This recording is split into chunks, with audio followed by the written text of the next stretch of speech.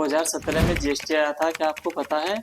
तब बोला गया था वन नेशन वन टैक्स, और आम आदमी ने बोला वन नेशन वन कन्फ्यूजन। हर प्रोडक्ट पे अलग ड्रामा, फीलिंग के स्ट्रेस, और छोटी छोटी दुकान वालों की तो वैसे ही बैंड बज गई। लेकिन अब सरकार ने लॉन्च कर दिया है जीएसटी 2.0 रिफॉर्म। बोला जा रहा है कि इससे नेशनल इन्फ्लेशन कंट्रोल होगा, बिजनेस इजी होगा और जनता खुश हो जाएगी। सवाल ये है, क्या जीएसटी 2.0 असली में गेम चेंजर है या फिर कोई एक और नया power point presentation reform? Point two point आज इसको देखते हैं। सबसे पहले हम टैक्स का जो स्लैब है इसको सिंप्लीफाई करेंगे, और उसके बाद हम पॉइंट टू पॉइंट बात करेंगे कि किस तरीके से आम जो जनता है उस पर इसका क्या प्रभाव रहने वाला है। तो पहले जीएसटी में 5, 12, 18 एवं 28 मतलब फुल जिगसैव पजल। जीएसटी समझना मतलब आईआईटी का एग्जाम देना। अब जीएसटी 2.0 में क्यों हुआ, स्लैब को सिंप्लीफाई करते हैं। सबसे पहले 5% एसेंशियल्स और जो बेसिक है जैसे कि रोटी, दूध, सब्जी टाइप जिस तरह की जो चीजें हैं उन पर आपको अब जब 5% की जो जीएसटी है वो यहाँ पर आपको देनी होगी, और 18% मैक्सिमम इतनी की पर्सनल केयर, इलेक्ट्रॉनिक और डेली चीजों के में आपको 18% जीएसटी देनी होगी। लेकिन अगर लग्जरी जैसे जो चीजें हैं, आइटम से तंबाकू, पान मसाला, online gaming, betting, IPL tickets, तो इसमें आपको 40% जो जीएसटी का स्लैब है वो यहाँ पर आपका लागू कर दिया गया है। मतलब एकदम सिंपल, एकदम क्लियर। अब बच्चे भी समझ जाएंगे कि टैक्स कैसे लग रहा है। इंडिया में सिंपल और टैक्स एक सेंटेंस में फिट हो पाएगा क्या, ये देखना इंटरेस्टिंग होगा। पहले तो दिखावा होता था कि हेल्थ पे फोकस है, लेकिन असली में दवा खरीदते वक्त आदमी बेचारा ये ज्यादा से ज्यादा टैक्स दे के शौक हो जाता था। अब जीएसटी 2.0 में 33 लाइफ सेविंग ड्रग्स, या जैसे कि कैंसर वाली जो जितनी भी मेडिसिन है उन पर जीएसटी अब यहाँ पर आपका बिल्कुल पूरी तरीके से हटा दिया गया है, जो कि आपकी 0% आपका रह गया है। बाकी मेडिसिन की अगर बात करें, पहले इसमें 12% जीएसटी लगता था, अब आपका यहाँ पर 5% जो जीएसटी है वो यहाँ पर आपका लगेगा। वैसे भी हेल्थ इंश्योरेंस और मेडिकल डिवाइस पे भी रिलैक्सेशन आपको दिया गया है। मतलब आखिरकार हेल्थ को लग्जरी नहीं माना गया। लेकिन भाई असली सवाल तो ये है कि हॉस्पिटल का बिल देखकर हार्ट अटैक आ गया या जीएसटी रिलाइफ देखकर चैन मिलेगा? जरा आप सोच सकते हैं, कमेंट बॉक्स में अपनी राय जरूर दें। दोस्तों एक एक करके बात कर लेते हैं जो रोज में इस्तेमाल, डेली यूजेज जो इस्तेमाल होने वाले जितने भी प्रोडक्ट्स हैं, जैसे कि टूथपेस्ट, शैम्पू, और यहाँ पर आपका पहले इन पर भी 18% टैक्स आपको देना होता था, मतलब ब्रश करना भी एक लग्जरी था।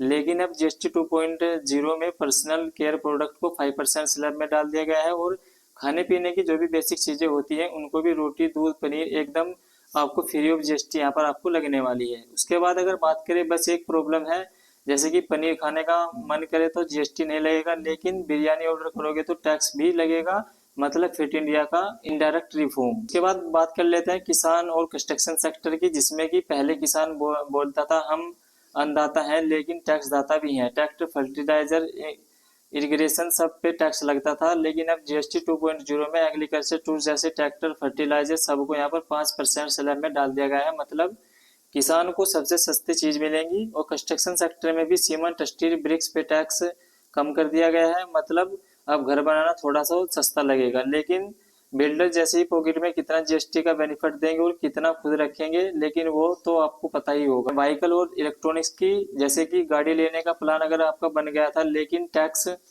जैसे ही यहाँ पर आपका टैक्स बढ़ता है तो इसी के साथ साथ में आप, जैसे कि छोटी कारें 1200 सीसी पेट्रोल, सीएनजी और 1500 सीसी डीजल वाली पर अब टैक्स स्लैब 18% कर दिया गया है। वहीं बाइक की अगर बात करें, जैसे कि 350 सीसी वाली जो बाइक थी उस पर भी यहाँ पर 18%। लेकिन अगर तुझे बुलेट के क्रेज है तो 300 जो 50 सीसी वाली है तो आइटम्स में इसे सीन आइटम्स में डाल दिया है, जो कि 40%, मतलब बुलेट चलाओ और फिर सीन वाली फीलिंग के साथ।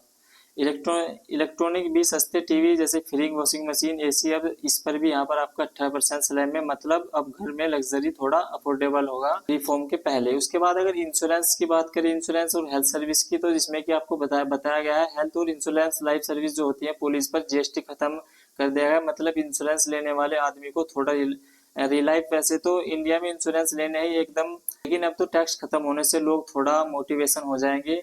और जिम, योगा जैसे सर्विस पे भी 18% जीएसटी यहाँ पर आपकी लगती थी, तो अब वो भी यहाँ पर आपकी 5% कर दी गई है। मतलब फिट रहना और भी अफोर्डेबल हो गया है।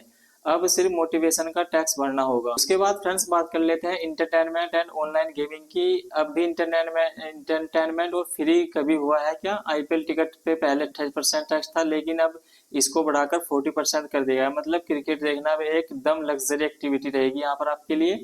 और ऑनलाइन गेमिंग और बैटिंग की अगर बात करें तो 40% जीएसटी आपका, मतलब जीतोगे या हारोगे सरकार हमेशा जीतेगी। ये बात आपको अपने माइंड में रख लेनी है और कमेंट्स करके जरूर बताएं किस तरीके से।